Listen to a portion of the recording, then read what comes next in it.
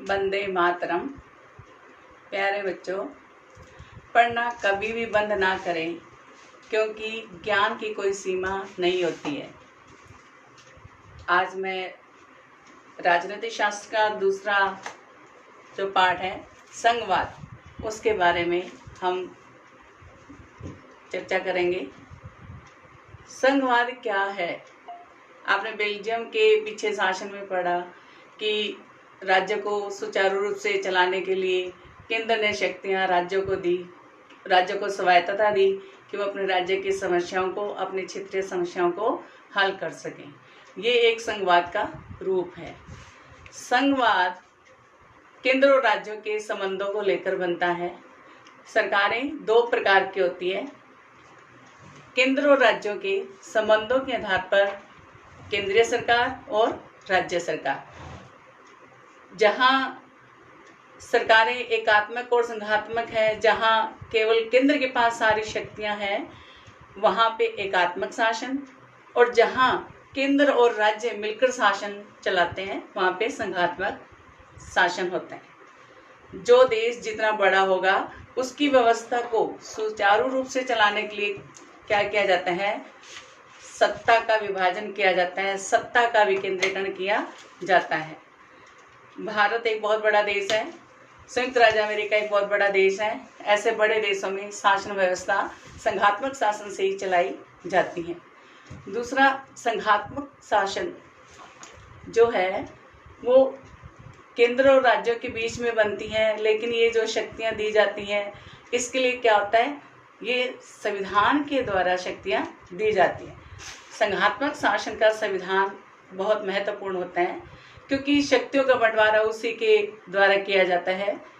और इसके पहले हम पढ़ेंगे लक्षण क्या है, संघात्मक शासन की विशेषता क्या है, और दूसरा फिर हम पढ़ेंगे कि भारत में संघात्मक शासन किस प्रकार का है। भारत की शासन व्यवस्था अलग तरीके की है, यहाँ एकात्मक भी है और संघात्मक भी है। तो पहले हमें जानकारी होनी चाहिए कि संघात्मक है क्या, इसके लक्षण हैं। एक एक को करके मैं आपके सामने क्लियर करती हूँ। पहला है लिखित संविधान, सर्वोच्च संविधान। बच्चों, जिस देश में शासन व्यवस्था केंद्र और राज्यों के बीच में बंटी होती है, वहाँ पे शक्तियों का बंटवारा होता है, और वो शक्तियाँ संविधान के द्वारा लिखित रूप में दी जाती हैं। लिखित रूप में संविधान के अंदर देने का कारण होता है कि विवाद की कम संभावना रहती है, और हर एक बात को स्पष्ट रूप से लिखा जाता है। हम भारतीय संविधान की बात करेंगे तो हमारा संविधान दुनिया का सबसे बड़ा संविधान माना जाता है। तो जहाँ संघात्मक शासन होगा, वहाँ का संविधान सर्वोच्च होगा, सर्वोच्च कानून होगा, और उसी से शक्तियाँ दी जाएगी। केंद्र और राज्यों के बीच में शक्तियों का विभाजन, केंद्र के पास क्या अधिकार क्षेत्र होंगे, राज्य के पास क्या होंगे, और कौन से क्षेत्र केंद्र के पास है जिस पे वो कानून बनाएगा, और कौन से विषय राज्य के पास है जिस पे वो कानून बनाएगा। और आगे कानून के बाद में भी विवाद की स्थिति उत्पन्न होती है तो उसका निर्णय कौन करेगा, इसका उल्लेख संघात्मक शासन व्यवस्था में संविधान के अंदर दिया होता है। तीसरा क्या है? उस देश की शासन व्यवस्था दोहरी होती है। जो केंद्र में शासनिक ढांचा है, वही ढांचा, वही व्यवस्था, वही सरकार सारे के सारे राज्यों में अपनाई जाती है। केंद्र का शासन देश के लिए है और राज्यों का शासन अपने क्षेत्र के लिए है, और वही प्रक्रिया सारी दोहराई जाती है। वो अपने राज्यों के विषयों को देखते हैं, अपने राज्य के प्रशासन को देखते हैं, अपने राज्य की समस्या को देखते हैं, क्योंकि हर एक क्षेत्र की समस्या दूसरे क्षेत्र से अलग होती है। इसलिए शासन को चलाने के लिए राज्यों की व्यवस्था की जाती है। दोहरी नागरिकता। संघात्मक शासन में हर व्यवस्था दोहरी होती है। एकात्मक शासन में एक ही नागरिकता होती है, लेकिन संघात्मक शासन की ये विशेषता है कि वहाँ एक व्यक्ति दो जगह का नागरिक होता है। एक तो होता है वो अपने राष्ट्र का, जिस राष्ट्र में वो रह रहा है, और दूसरा वह उस क्षेत्र का, उस प्रांत का जहाँ वह रह रहा है, उस देश के अंदर जिस प्रांत में वह रह रहा है, उसको दोहरी भूमिका निभानी पड़ती है। पांचवा है न्यायपालिका स्वतंत्र और निष्पक्ष। संघात्मक देशों की न्यायपालिका स्वतंत्र और निष्पक्ष होती है, उसके ऊपर किसी का दबाव नहीं होता और न्याय व्यवस्था जो है वो किसी के दबाव में ना आकर सही अपने निष्पक्ष तरीके से न्याय को करती हैं। कारण क्या है, उसको स्वतंत्र और निष्पक्ष क्यों बनाया जाता है? क्योंकि संघात्मक शासन में जब शक्तियां बढ़ती हैं तो जहां शक्तियां बढ़ती हैं वहां पे टकराव और विवाद होने की भी संभावना रहती है। ऐसे में जब शक्तियों को लेकर या कार्यों को लेकर, हितों को लेकर केंद्र और राज्यों में विवाद हो जाता है तो ये सारी शक्तियां न्याय संबंधी जो है न्यायपालिका को दी जाती हैं और न्यायपालिका को दोनों अंगों से, ये राज्यों की सरकार से और केंद्र की सरकार से स्वतंत्र और निष्पक्ष रखा गया है। कोई राजनीतिक दबाव इनके ऊपर नहीं होता है। उसके बाद संशोधन की जटिल प्रक्रिया। संशोधन होता है संविधान के अंदर परिवर्तन करना, सुधार करना समय समय के बीच में। क्या होता है, जब संविधान बनता है उस समय परिस्थितियां कुछ और होती हैं और आगे जाके कुछ और नई समस्या होती है, कुछ नए और कानून की आवश्यकता होती है।